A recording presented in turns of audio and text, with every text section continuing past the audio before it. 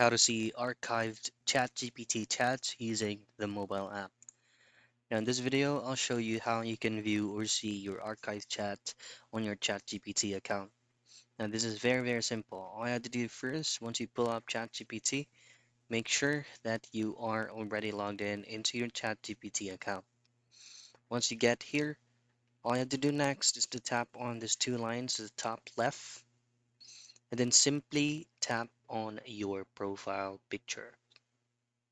Now once you get here, just simply scroll down and then choose on data controls.